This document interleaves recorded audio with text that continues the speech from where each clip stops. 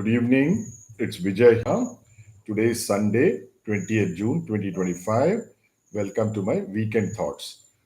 Usually on weekends, we discuss important topics which may affect the markets, both India and global, in the following week and maybe sometimes in the weeks to come and maybe even months to come. Today, for me, is one of the most important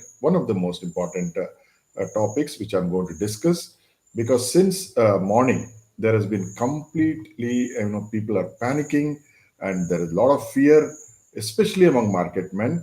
People are thinking that's a World War III is starting with today the bombing of the Iranian three nuclear reactors by US. So people say now that US has come into play, so Iran will attack Israel or Israel bases in the Middle East, and then the Third World War will start.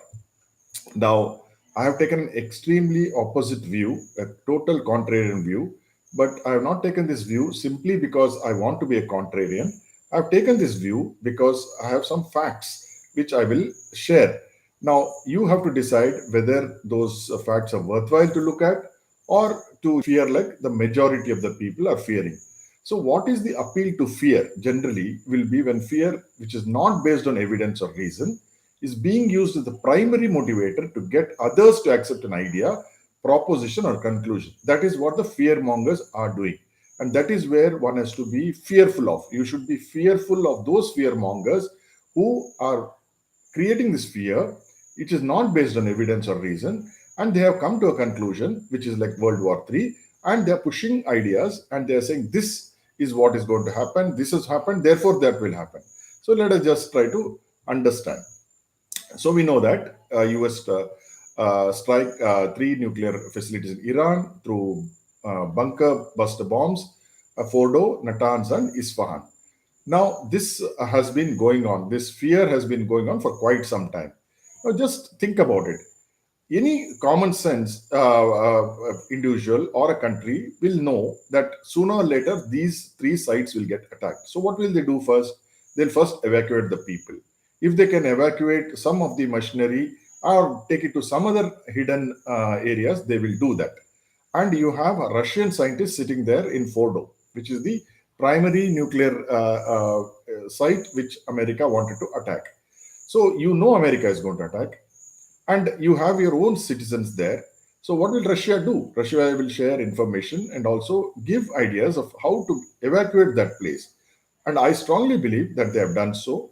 So what US has done is just a face-saving exercise where they wanted to show that they are the boss and they also wanted to help Israel. So they've gone and bombed Fordo, Natanz, and Isfahan. And for all practical purposes, they are now dead sites. There will be nothing in the sites because these guys would have just cleared the sites well in advance. So that is point number one. So what are the US future actions? So US has signaled after that for now its military action is over and it has no interest in bringing down the government in Tehran. So that is what the US point of view is. Please note that Trump has got no right to start a war with any other country unless he gets the Congress to support it. Right now, he has taken a unilateral action. That itself, people are talking of an impeachment proceedings which will happen against Trump. Trump is today, let's say, he's become like a joker. Everybody is mocking him. Even at the G7, nobody paid him any respect. And now, with him having fought with Elon Musk and having put Tulsi Gabbard under the bus, as they say, when Tulsi Gabbard and the US intelligence agency said that Iran does not have a bomb, he says, I know that they have a bomb. My national security advisor will not know it. So that now he is become a point of ridicule.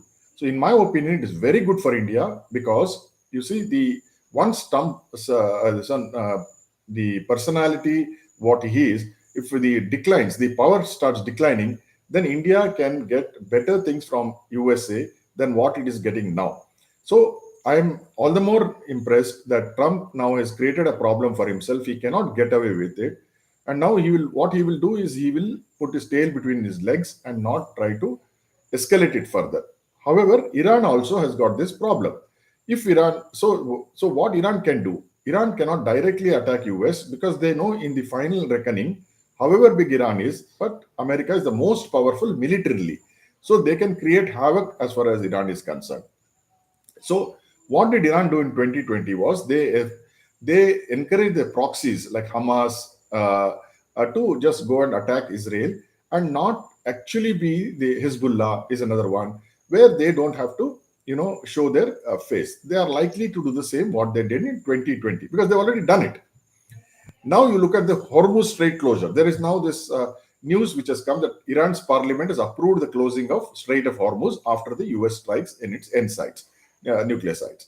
So, but closure, however, needs final nod from Iran's top security authority. See, that is where they have found a escape route. The parliament will do, what the public opinion or the overall opinion needs that, okay, you have attacked us, so we will close the Strait of Hormuz. And but it is like in Rajya Sabha here you can come with a bill, but Lok Sabha is more important. Similarly, there the Iran's top security authority is the most important thing. You must know the Strait of Hormuz handles 20% of daily global oil consumption. Here is an interesting point. Now, the Strait of Hormuz is a small strait, but it's a very critical strait, about 36 kilometers. So OPEC members Saudi Arabia, Iran, United Arab Emirates, Kuwait, and Iraq export most of their crudes via this strait, mainly to Asia. And so it means that not only Iran will stop its own oil, but UAE and Saudi Arabia and Emirates, Kuwait, everyone is going to get hurt if they close the Strait of Hormuz. Now, closing the Hormuz will also impact Iran economically, as it would prevent Tehran from exporting its petroleum. Iran is the third largest, oil find is there. So now the third largest country. Now, incidentally, we were buying oil from Iran, but we don't buy anymore because of the sanctions. So who is buying oil from them? It is China which is buying from them. So China is the biggest buyer of Iran oil. Can you expect that China, which has always supported Iran in the, use the veto power in the UN Security Council, whether they will allow Iran to close Strait of Hormuz? So it's very clear. The parliament has said so, but the real authority who has to decide is very, very unlikely that they will commit suicide. They are committing economic suicide because it will directly affect Iran, so oil exports. So what are they going to do? It might see the fear mongers don't think about these things. They just just go about creating fear mongering. That will happen. This will happen. So China will get affected. The entire Gulf region will get affected if they close Strait of Hormuz. So there is no chance of them closing the Strait of Hormuz under the current scenario. So what is Iran likely to do?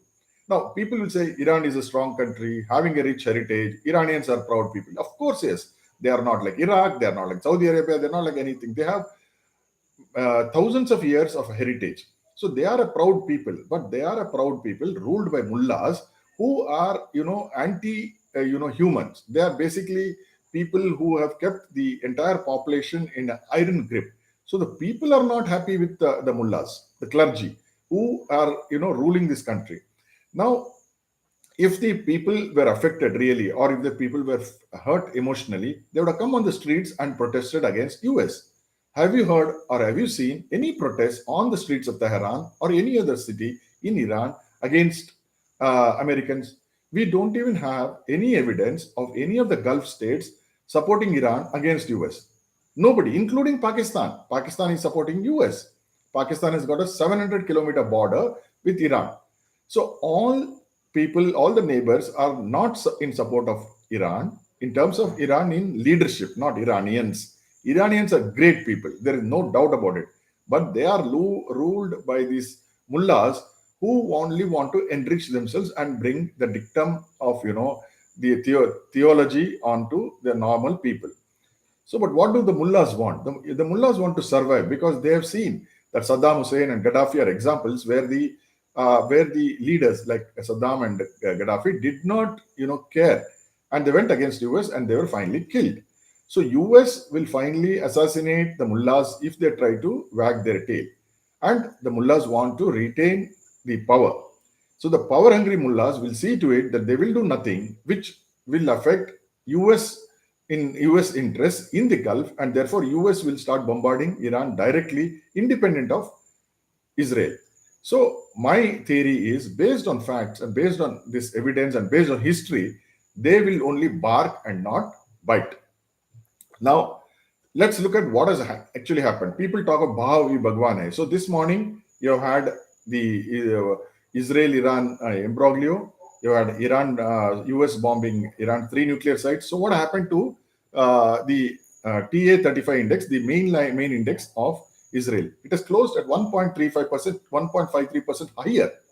Today, there should have been panic first in Israel, right? Tomorrow, we are supposed to panic in US, in India. But Israel has not panicked. Israel opened with a gap up, and then it came down because of some, profit booking, and then finally it has closed near the highs. So, if you believe in Bhavi Bhagwane, and if you believe that prices finally tell us if you talk of markets discount the future, this is what the Israel market is doing. Today, they have closed 1.53% higher, and clearly they are not bothered that anything bad will happen. Now, let's look at Israel market. In fact, from the day when Israel bombed Iran, the first, that was on 8th, 9th of June, continuously you're seeing green candles. Any technical analyst will tell you that the buyers are strong at the end if there is a green candle. So you have 1, 2, 3, 4, 5, 6. 6 green candles you got. Incidentally, Israel works on Sunday, so don't be surprised. Friday and Saturday are holidays in Israel. Israel and Saudi Arabia work on Sundays. Saudi Arabia also has not closed in any panic. It is closed about 0.4% lower or something like that. So there's been a 9% rise in 6 trading sessions. It's an amazing kind of bullish sentiment is prevailing in the Tehran index. So therefore, I'm not able to see in any which way the markets, falling off the cliff, a World War III starting, unless there is a black swan event, unless Iranian mullahs think that they want to commit suicide by trying to fight USA. And they have got no support whatsoever. So my conclusion here is very simply this. Keep calm and BTFD. That is what I'm planning to do. Now, whatever you do next week, I hope it is successful, but this is what I'm very clear. As I said, I could be wrong only on the condition that if the Iranian mullahs want to commit suicide, and I think they do not want to commit suicide, both politically, physically, economically, it makes no sense at all. So, and the Israel market has shown today plus last week. So, therefore, I don't think one should fear. Well, we should only fear the fear mongers and keep that fear out of your mind. Have a good evening and see you tomorrow. Thank you.